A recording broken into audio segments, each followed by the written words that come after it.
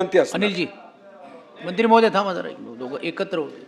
सभापती महोदय, मंत्री महोदयांनी बिलावरती जे काय उत्तर दिलं आणि त्यांनी असं त्यांचं म्हणणं आहे की आमचा गैरसमज आहे, आम्ही आंदोलनातले कार्यकर्ते आहोत, त्याच्यामुळे गैरसमज असण्याचा काय प्रश्न येत नाही. आम्ही मगासपासून आपल्याला जे सांगितलं आहे की एखादा आरोपी पकडल्याच्या नंतर त्याला 24 तासामध्ये उभं करावं लागतं आणि 24 तासामध्ये मग कोर्टामधनं त्याची एक तर पोलीस कस्टडी घेऊन नंतर मग पुढच्या पद्धती याच्यावरती सविस्तर चर्चा झाली. आपण त्याच्यावरती उत्तर दिलं की तसं नाही आहे, हा आपण सांगितलेला मुद्दा आम्हाला कळला.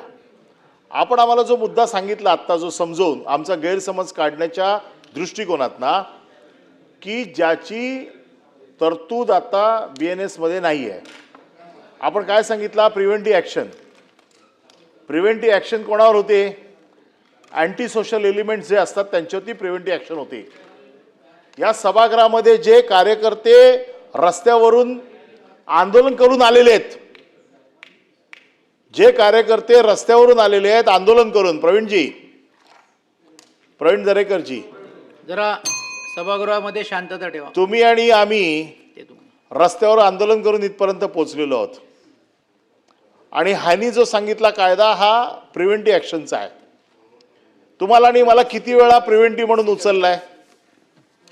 म्हणजे उद्या आंदोलन आहे तर आज रात्री, आता सरनाईक साहेब बसले आहेत, रात्री पोलीस घेऊन जातात आपल्याला, पार्टी घेऊन जातात, काय म्हणून घेऊन जातात? प्रिव्हेंटिव्ह. प्रिव्हेंटिव्ह काय? 151 151 लावतात ना आपल्याला. हाच आहे कायदा जो आपण सांगताय ना, तोच आहे. 151 का लावतायत? की उद्यापासून तुमच्यापासून समाजाला उद्या धोका आहे का, तर आम्ही आंदोलन करणार आहोत म्हणून. उद्या रस्ता रोकोय, आज आम्हाला रात्री उचलतायत. आपण जे सांगताय की तो त्याच्यामध्ये मला आज उचलला सकाळी 5 वाजता, तर मला 24 तासानंतर सोडून देतात. आपण तो बदल करताय. आता मला 24 तासानंतर सोडणार नाही, आता मला प्रिव्हेंटिव्ह मध्ये जर पकडलं ना, तर तुमच्या ह्या कायद्याप्रमाणे मला 15 किंवा 30 दिवस आतमध्ये ठेवण्याची तरतूद तुम्ही या कायद्याने करताय. 151(3) करतो तेव्हा कोर्टाच्या परमिशनला जावं लागतं. मी सांगतो ना तुम्हाला. मंत्री महोदय तुम्ही बोला. तुम्ही माझ्यासारखे मंत्री महोदय तुम्ही स्पष्टीकरण करण्याच्या वेळी बोला ना, त्यांना लेट हिम कंप्लीट. रस्ता घासून आलेलो आहोत. जे खोटे खोटे गुन्हे दाखल करताना म्हणता ना तुम्ही, जेव्हा सुटतो ना, आता आमच्यावर जे गुन्हे दाखल झाले मागच्या काही कालावधीमध्ये, आम्ही सुटलो त्याच्यातनं. कोर्टात विचारलं गुन्हा काय? कोर्ट असं तर साहेब गुन्हा नाही, सोडायला आमची काही हरकत नाही. अरे पण माझी 4 वर्ष घालवली ना तुम्ही. माझ्यावरती फॉर्जरीचे गुन्हे तुम्ही दाखल केलेत. फॉर्जरीचे गुन्हे दाखल का केले? तर कोणाकडनं तरी लिहून घेतलं की ह्या NA अर्ज याच्यावर माझी सही नाही. अरे त्याची सही नसेल म्हणून माझ्यावर फॉर्जरीचा गुन्हा. असे तुमच्यातले जे काय आंदोलनातले लोक आलेत ना, राजकीय परंपरेने वारसेने जे आलेत ना, त्यांना हे दुःख कळणार नाही. जे रस्ता घासून आलेत ना, त्यांना याचं दुःख कळतंय की काय त्रास आहे याचा तो. आणि म्हणून माझं मत असं आहे की तुमचा 151, 151(3), 151(3) मध्ये तुम्हाला 24 तासानंतर 151(3) लावला तर मला कोर्टासमोर घेऊन जावं लागतं. पण आता तुम्ही जी तरतूद करते ती 151 मध्ये पण आहे. आता ह्याचं BNS मध्ये काय नंबर बदललाय मला माहित नाही, कारण आम्ही जुने कार्यकर्ते असल्यामुळे आम्हाला जुने सगळे IPC आता पाठ झालेलं आहे. पण 151 मध्ये जर पुढे, म्हणून मी म्हटलं की माझ्यासाठी ठीक आहे आज, पण उद्या तुमच्यावर पण येणार आहे. उद्या जर सरकार बदललं, तुम्हाला देखील उचलून 151(3), 151 मध्ये जर आणला रात्री,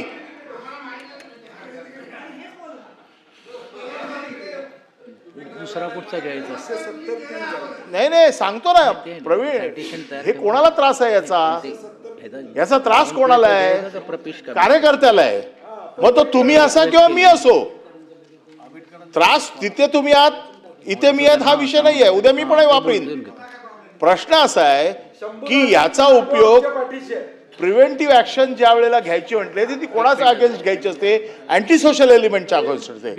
तुम्ही निवडणुकीच्या वेळेला कार्यकर्ते उचलता, रात्री 151 मध्ये उचलता, तुम्ही आंदोलनाच्या अगोदर उचलता, तुम्ही बाकी असे कुठलेही प्रसंग असतात त्यावेळेला तुम्ही 151 लावता, 151(3) लावता. आमचं हेच म्हणणं असं आहे की ही जी तरतूद तुम्ही आता घुसवताय, ही याचा त्रास हा तुम्ही गुन्हेगारांच्या विरोधात केला असता आमचं काहीच म्हणणं नव्हतं. बिलसाठी आले भोयर. आता तुमच्या ज्या बोलण्यावरनं जे काय मला समजलं की आम्हाला अशी माहिती मिळाली की तुमच्यापासून समाजाला धोका आहे. आता तुम्ही ज्या वेळेला नाही, ते 110ची नोटीस देता, 107ची नोटीस देता, तुम्ही गुप्त अहवाल तयार करता. गुप्त अहवाल कोणाकडनं तयार करता? गुप्त अहवाल तिकडचे फेरीवाले असतात, तिकडचे कोण कोण लोक असतात, त्यांच्याकडनं तुम्ही लिहून घेता की आमच्याकडनं हप्ता मागतोय, आमच्याकडनं हे करतोय, आम्हाला दमदाटी देतोय.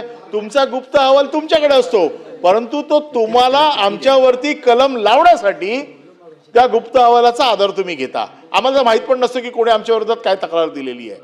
त्यामुळे ह्या कायद्याचा जो काय फेरविचार करण्याची मागणी आम्ही करतोय, ही मागणी एवढ्यासाठीच करतोय की आम्हाला ह्याच्यातनं सगळ्यातनं आम्ही गेलेलो आहोत. याचा त्रास आम्हाला माहिती आहे. हा त्रास कोणालाच, आम्हालाच काय तुम्हाला कोणालाही होऊ नये. ह्या कायद्याचा उपयोग हा सर्वसाधारण गुन्हेगारांना व्हावा.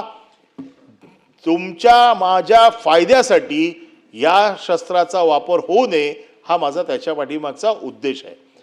दुसरा विषय असा आहे की अँटिसिपेटरी बेलच्या बाबतीमध्ये आजही जर कोर्टाने सांगितलं अँटिसिपेटरी बेलला मला ऑर्डर करायची आहे, हा माणूस इथे हजर पाहिजे, तर ती आजही तरतूद आहे.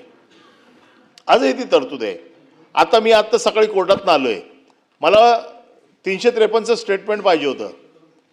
353ला मला कित्येक केसेसमध्ये 353ला काही जज सांगतात नाही. आज मला जजने सांगितलं नाही 353ला तुम्ही सकाळी हजर पाहिजे.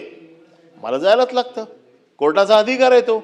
अँटिसिपेटरी बेलला देखील समजा मी अँटिसिपेटरी बेलला गेलो आणि माझा अँटिसिपेटरी बेल रिजेक्ट झाला, पण रिजेक्ट झाल्यावरती मला सुप्रीम कोर्ट सेशन कोर्टातनं हायकोर्टात जायचा अधिकार आहे, हायकोर्टातनं मला सुप्रीम कोर्टात जायचा अधिकार आहे. पण जर तुम्ही मला तिथे अरेस्ट केली ताबडतोब, तर माझा संविधानिक अधिकार तुम्ही मारताय ना, त्याचं उत्तर काय?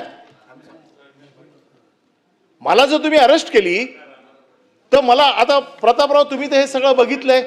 अँटिसिपेटरी बेल तुमचा जर रिजेक्ट झाला तर तुम्हाला हायकोर्टात जायची परवानगी आहे ना, सुप्रीम कोर्टात जायची परवानगी आहे ना. पण तुम्ही जर उभे राहिले तिथे आणि तुम्हाला अरेस्ट झाली, तुमचा संविधानिक अधिकार मारला.